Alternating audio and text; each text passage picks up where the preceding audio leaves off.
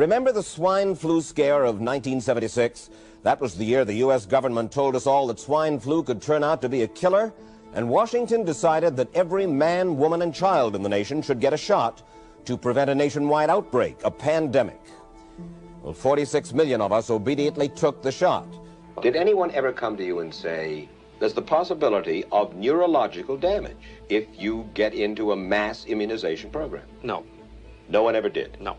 I can't believe that they would say that they did not know that there were neurological illnesses associated with influenza vaccination. That simply is not true. We did know that. Then he's lying. I guess you would have to make that assumption. Then why does this report from your own agency list neurological complications as a possibility? You didn't feel it was necessary to tell the American people that information. Dr. Sensor's CDC also helped create the advertising to get the public to take the shot. The vaccines are safe, so roll up your sleeve. And now Americans are claiming damages from Uncle Sam amounting to $3.5 billion. By far the greatest number of the claims, 2/3 of them, are for neurological damage or even death. There are serious concerns tonight about how well the CDC controls dangerous germs at its own labs after yet another safety lapse. For the third time in a month, the CDC acknowledged deadly pathogens were handled incorrectly in government labs. That CDC is the CDC that allegedly is looking out for your public health. We're looking for a way out.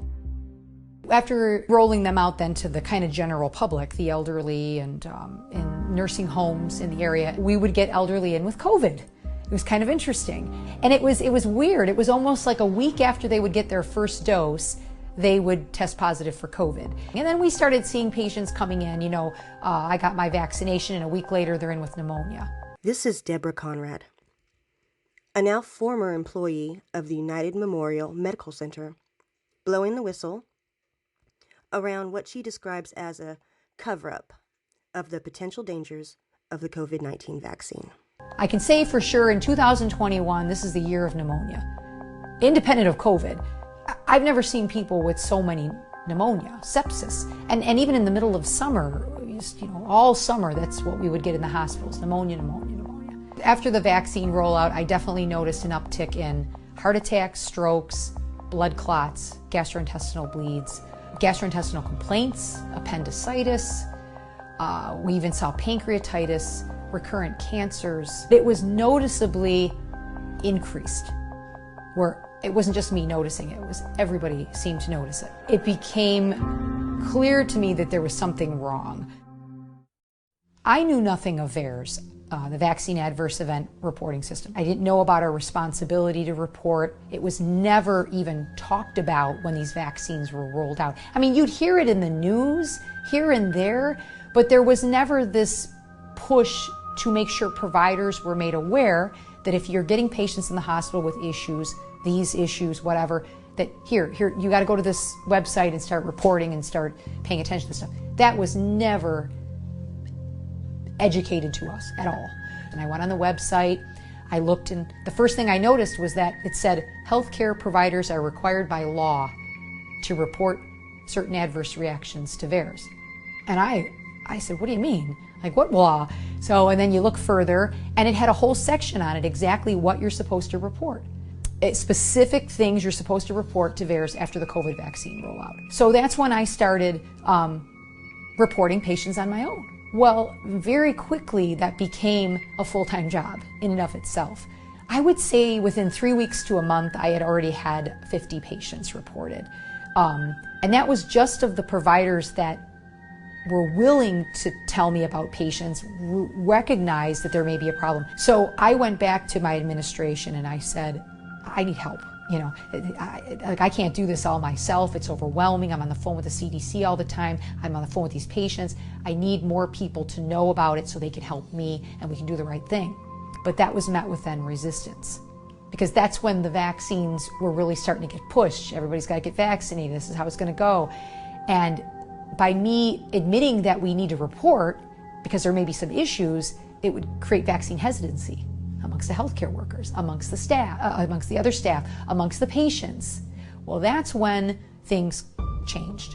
because I wouldn't be quiet about it. And what I did was I put envelopes in our emergency room and told many of the providers, hey, if you get a patient that comes in and they just got their vaccine, or you think something might be related in any way, go ahead and put their demographics in the envelope, and then I'll take care of it and call the patient and get the report done.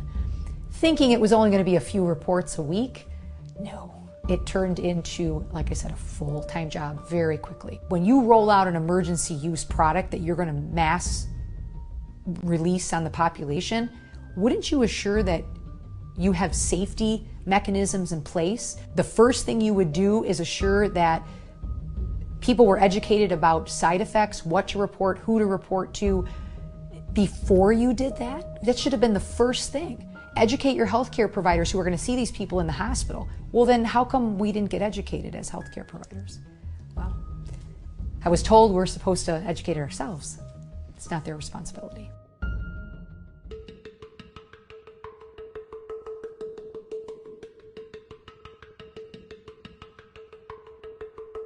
Why are we not wanting to report this? I don't know that it's a matter of not wanting to report it. I think the position the system has taken is that each provider has a responsibility to report on their own patients. But if the providers aren't provided education on what we're supposed to be reporting and the importance of such, how do they know to do it? But I believe the providers should educate themselves when they're dealing with patients related to COVID vaccination. They don't even realize that these are specifically the conditions that we're supposed to be reporting to theirs. Yeah, so, and we've had a ton of them. I mean, we get thrombocytopenia, blood clots. Just Tuesday, I think it was, we shipped out, I think, 3 cardiomyopathies, a blood clot. We got a guy on the floor, and well, he just died, I just pronounced him a second ago, who got his shot, and literally 2 weeks later, the guy ends up with it's like cancer blown out of nowhere, a portal vein thrombus, like, just get strokes. I had a lady that had a stroke within 48 hours of her vaccine, fully on anticoagulation. I had a lady have a bilateral PE, and she was on Eliquis after her vaccination. I know these are things that are reportable.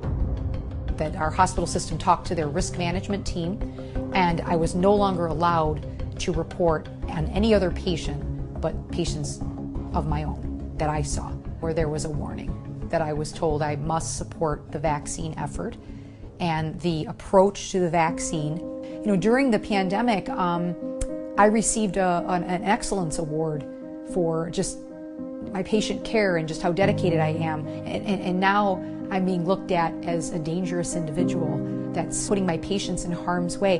Come on, boys. Vaccine that had the high incidence of serious hospitalizations and deaths that this vaccine is now showing?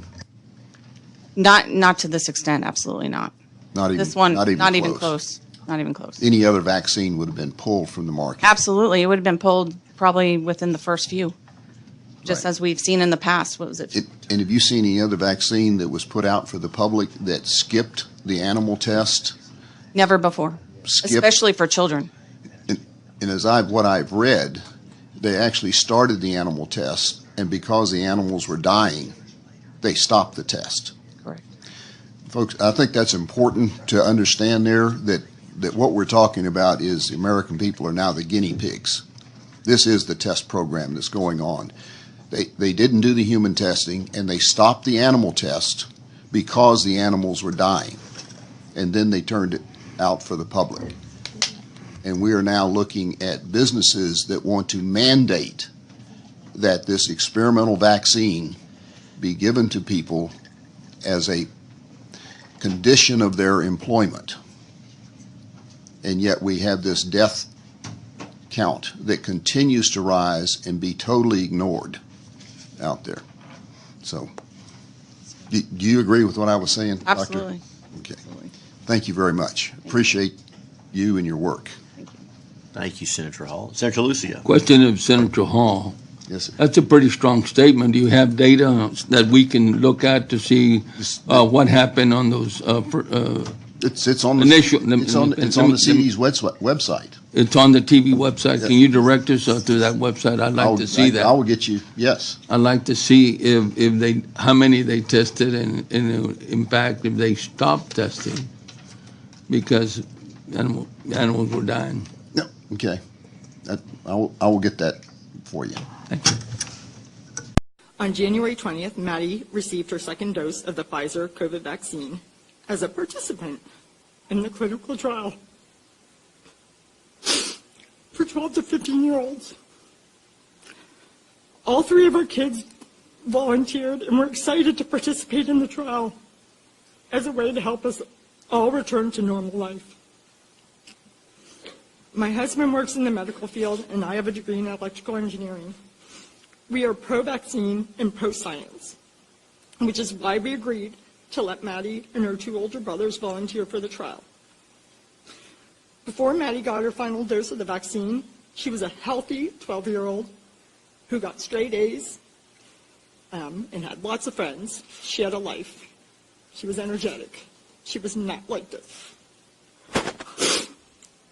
Although she does still have lots of friends.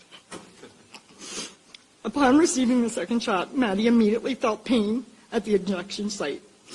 And over the next 24 hours, she developed severe abdominal and chest pain. And the way she described the chest pain, and I quote, "It feels like my heart is being ripped out through my neck." She had painful electrical shocks down her neck and spine that forced her to walk hunched over. She had extreme pain in her fingers and toes. It actually made them turn white, and they were cold whenever you touched them. She had edema. So my husband immediately took her to the ER as instructed by the vaccine trial nurse administrator, which is what we were instructed to do. Her blood was taken for a renal profile and tested. She was checked for appendicitis, which she did not have, and given an IV with some medicine and sent home. However, in the discharge papers from the Children's Hospital ER that she went to, the diagnosis stated adverse effect of vaccine initial encounter. Now the Tissier! Oh, it's another stunning goal from Matthew Le Tissier. It's been very concerning for me watching the sport that I loved and I played for 17 years. And it's been very concerning to me that in all that time that I played, I never once saw any footballer leave the pitch because of heart issues. If anybody can look at what's happening now in the world of sport and say it's normal for all of these people to be having heart issues in football matches, cricket matches, basketball matches, any sport you wish, the amount of people that are suffering is going through the roof. Horrible sight. Attention urgently needed. They are super fit individuals who would be highly unlikely to die of heart attack. They are in the prime of their lives. They're being superbly looked after and monitored. If there's any suggestion of heart disease, they wouldn't be allowed to play. I think the overwhelming probability is that these deaths were directly related to the known complications of vaccination and booster doses. Patient's blood was drawn 3 minutes ago. Already clotting in the tube. But add the Pfizer vaccine and the red blood cells lose their oxygen carrying capacity and the red blood cells start to clot.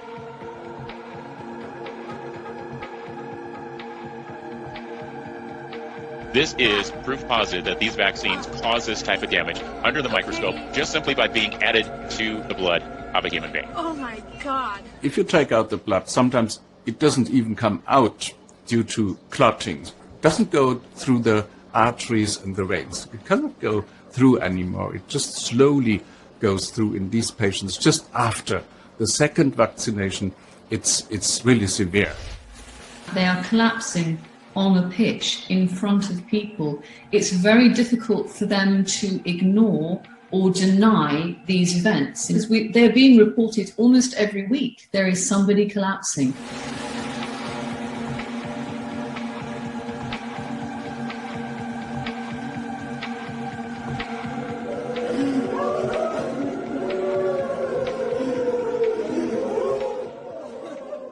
it just beggars belief that there's so many incidents that have gone on around the world, and nobody is willing to even call for an investigation for it. They must see. They can't just turn a blind eye to it. They must see what's going on. From where I can see it, they're willfully turning their back to it and saying, I'm not saying anything. They're keeping a storm about all this stuff. And for me, that is probably the biggest dereliction of duty I've ever seen in my life. As for every one person who is saved from dying of COVID, the vaccine is killing 4 people from heart attacks. These are Pfizer's numbers, not mine. I mean, there is very much, as I said to you, there is a lot of information coming up now which was not available earlier, and very soon all of the vaccines will be completely stopped. Oh, okay. This is information that is just really come up. You won't hear it on TV for a while, probably, because it's a long story, but yeah. And when the lay public really get to grips with how much they've been lied to, how many children have died from vaccination, either now or in the next 5 years, when that penny starts to drop, the general public are going to be revolted, total revulsion of how they've been manipulated by politicians. Concluded, the BBC Radio Newcastle presenter Lisa Shaw died after complications of the AstraZeneca COVID vaccination. Lisa, who was 44, died in May, 3 weeks after being given her first dose of the vaccine. Children's Hospital, pictures of 17-year-old Shelby Grace Allen don't capture what she's gone through in just a matter of days.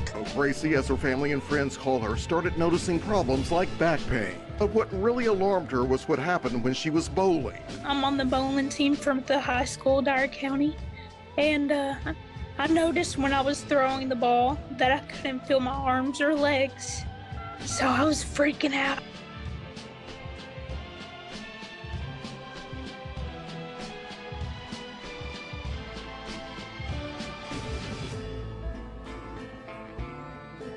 So I got the J&J on July 2nd, started having palpitations on July 10th. That has also led to racing heart and pounding heart, constant chest pain, shortness of breath, daily headaches.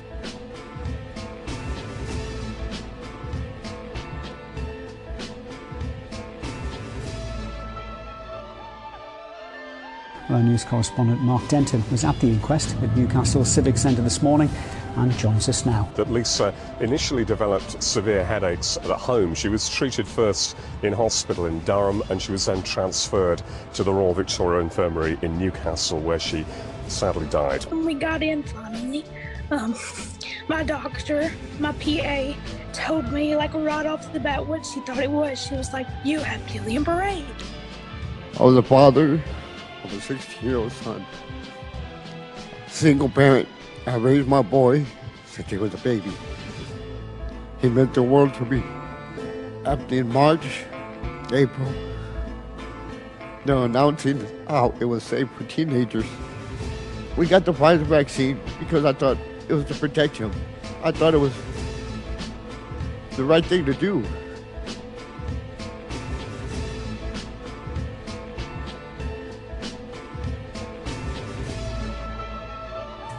My OBGYN decided that he thought I should go see a cardiologist, so I did that today. I get to wear that for the next 2 weeks.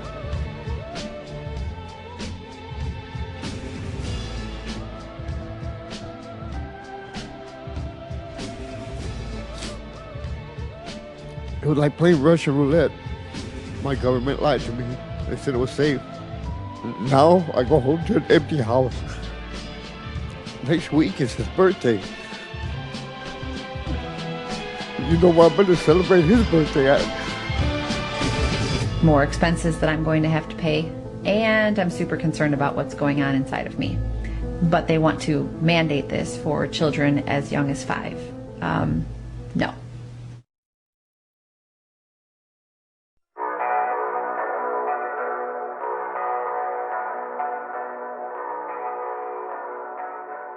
Since the invention of the printing press, there's been a battle to control disseminated information. In the early 1900s, oil tycoon John D. Rockefeller took control of every newspaper and news editor of his era. He became America's first billionaire, paving the way for the power-hungry ever since. Thus began a gold rush for the modern world's most precious resource, the narrative. Do you have any people being paid by the CIA who are contributing to a major circulation American journal? During a Senate committee investigation, it was revealed that the CIA had been conducting a covert operation to infiltrate and control the U.S. media. They called it Operation Mockingbird. We do have people who submit pieces to American journals. Do you have any people paid by the CIA who are working for television networks? This, I think, gets into the kind of getting into the details, Mr. Chairman, that I'd like to get into in executive session. Over 3,000 CIA contracted trained operatives placed in key positions within top media outlets, posing as editors and journalists. These well-paid actors never dared to question the effect of their lies on the world beyond their cozy studio. I thought that it was a matter of real concern that planted stories intended to serve a national purpose abroad came home and were circulated here and believed here, because this would mean that the CIA could manipulate the news in the United States by channeling it through some foreign country. Now we're looking at that very carefully. How often does the CIA manipulate the media in this way? It goes beyond your wildest imagination.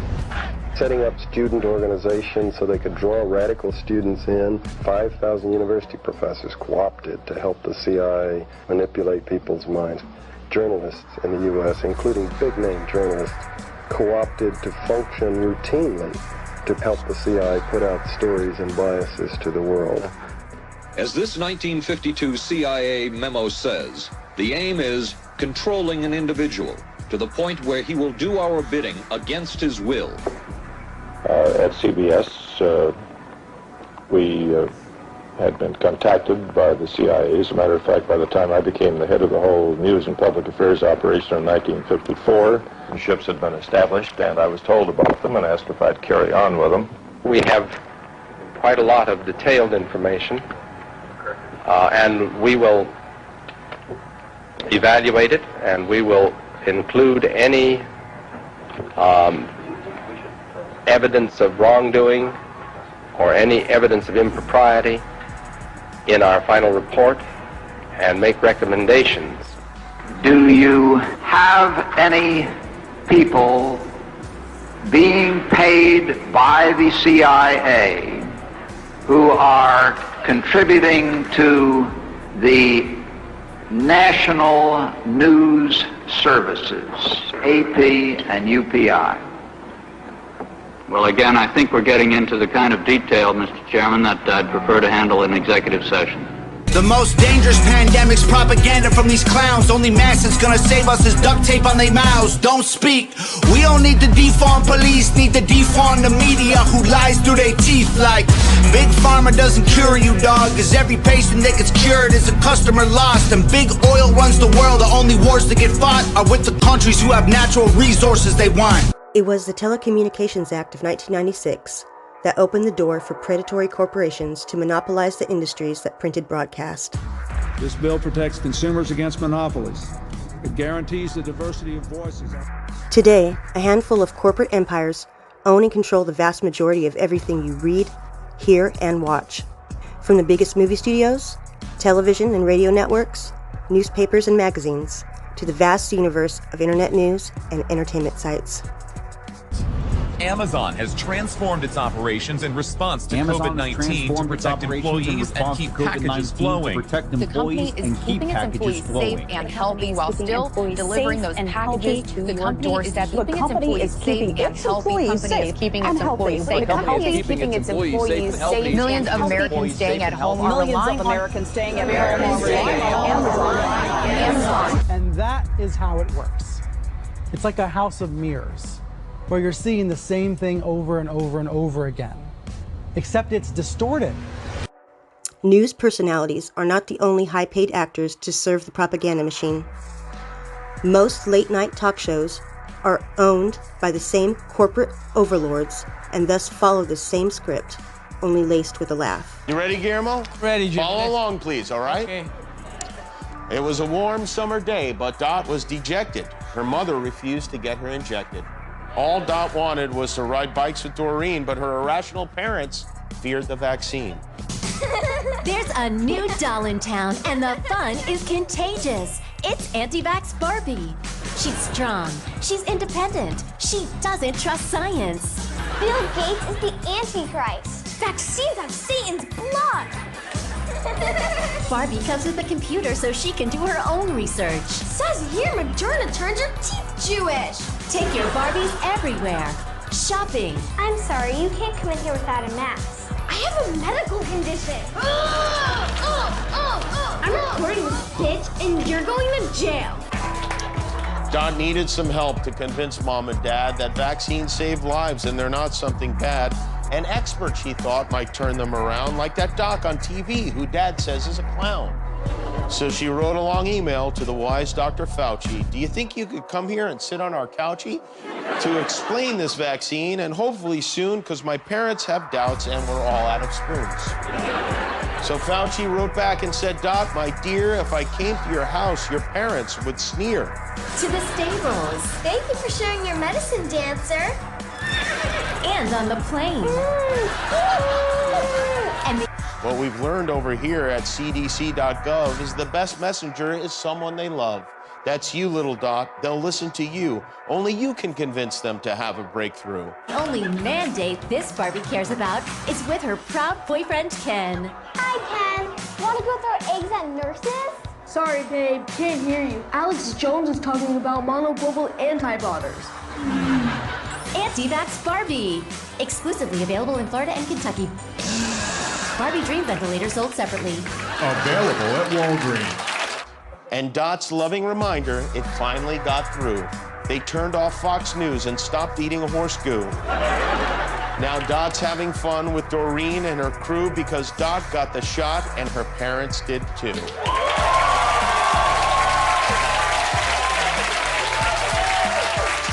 Her family's protected from COVID, that's that. Next up, convince them the earth is not flat. And there you go, that's a shot. Around the same time that John D. Rockefeller seized U.S. media, he also hijacked U.S. medicine. When it was discovered that drugs could be produced from petroleum, America's top oil mogul ordered his army of propagandists to invert reality accordingly. Medicines used for thousands of years were suddenly classified as alternative, while the new, petroleum-based, highly addictive, and patentable drugs were declared the gold standard. After buying a German pharmaceutical company that manufactured chemicals of war for Adolf Hitler, Rockefeller leveraged his political influence by pressing Congress to declare natural healing modalities unscientific quackery. Rockefeller then took control of the American Medical Association and began offering massive grants to top medical schools under the mandate that only his approved curriculum be taught. Any mention of the healing powers of herbs, plants, and diet was erased from most medical textbooks. Doctors and professors who objected to Rockefeller's plan were crucified by the media, removed from the AMA, and stripped of their license to teach and practice medicine. Those who dared to speak out were arrested and jailed. When evidence began to emerge that petroleum-based medicines were causing cancer, Mr. Rockefeller founded the American Cancer Society, through which he suppressed that information. John D. Rockefeller is duly credited as the founder of the pharmaceutical industry. and the reason that medical error is currently the third leading cause of death in America. This is not an indictment against doctors. More than anyone, they are under the stranglehold of the single largest lobbying power in Washington. Every year, the pharmaceutical industry spends at least twice the amount as big oil to influence laws, policies, and public perception. Thanks to Mr. Rockefeller, the architect of American monopolies, no industry has more power over our lives than Big Pharma. Is brought to you by Pfizer. CBS Health Watch sponsored by Pfizer. Anderson Cooper 360. Brought to you by Pfizer. ABC News Nightline. Brought to you by Pfizer. Making a difference. Brought to you by Pfizer. CNN Tonight. Brought to you by Pfizer. Early Start. Brought to you by Pfizer. Friday night on Aaron Burnett Out Front. Brought to you by Pfizer. This Week with George Stephanopoulos is brought to you by Pfizer. This weather report brought to you by Pfizer. Today's countdown to the royal wedding is brought to you by Pfizer. And now a CBS Sports Update brought to you by Pfizer. Meet the Press Data Download brought to you by Pfizer. This portion of CBS This Morning sponsored by Pfizer. On how to find the hidden sugars in the American family diet. Sponsored by Pfizer. Welcome back. Were several Indian tribal girls used as guinea pigs? The report alleges that 2 American pharma giants' untested vaccine was administered to thousands of tribal girls without proper study and paperwork. India was among the hardest hit after Bollywood celebrities were incentivized by the Gates Foundation to urge the public to submit to mass vaccinations. In 2009, tribal children were administered the HPV vaccine. Over 24,000 girls were told they were being given wellness shots, in many cases without the informed consent of a parent or a guardian.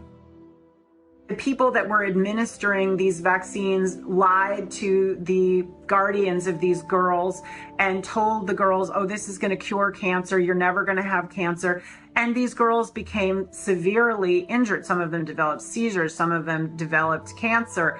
And 7 girls died, and there was no insurance, there was no assistance for them, and the Gates Foundation denied that it had been clinical trials. And it was so bad that the parliament in India created a task force, they studied it, and they kicked out the Gates Foundation. It is very clear our vaccine for the Omicron variant should be a 3-dose vaccine. The booster will not stop the pandemic. Now we know that 2 don't work, we know that 3 do. So guess what, folks? There's now going to be a 4th jab. A vaccine on its own will not end the pandemic. And we know that the 2 doses of the vaccine offer very limited protection, if any. The 3 doses with a booster. It will go down in history of malfeasance, wrongdoing by those of authority.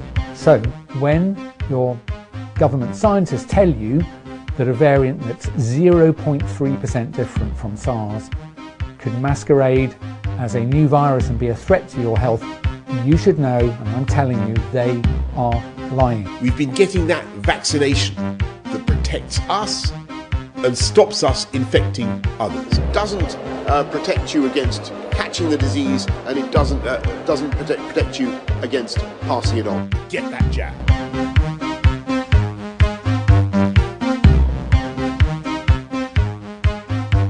We know that serious side effects from the COVID vaccines are very rare, but for my constituent Sarah Kite, that wasn't the case.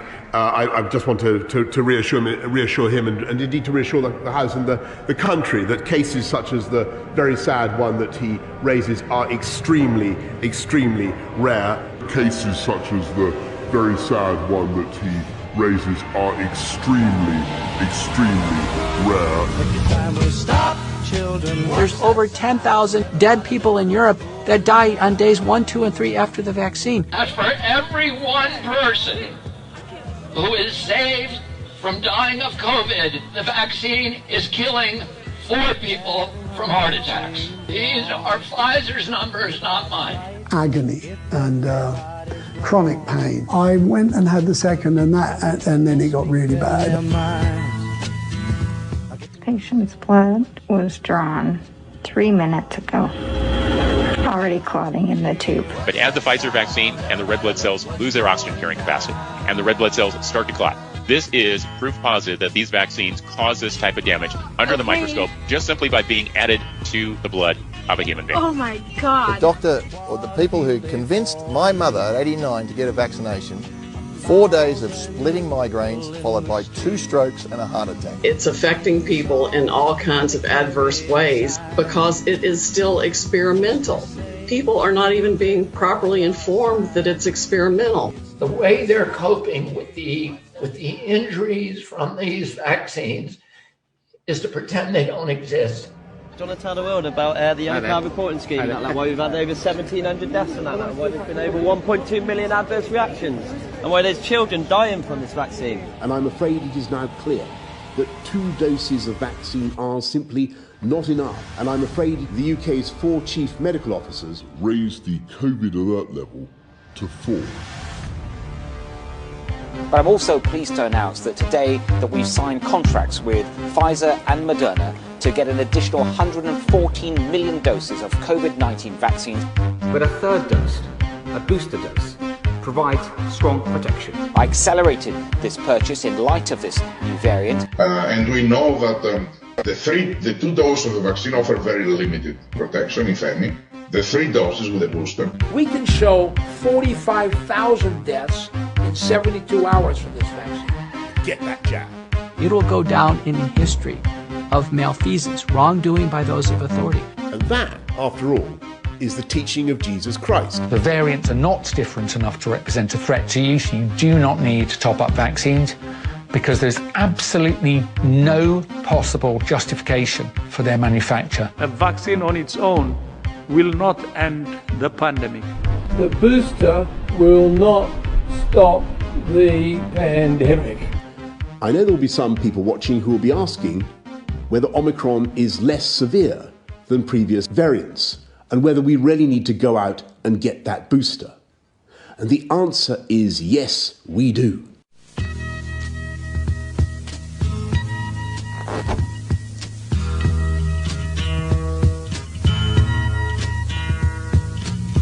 There's something happening here, but what it is ain't exactly clear.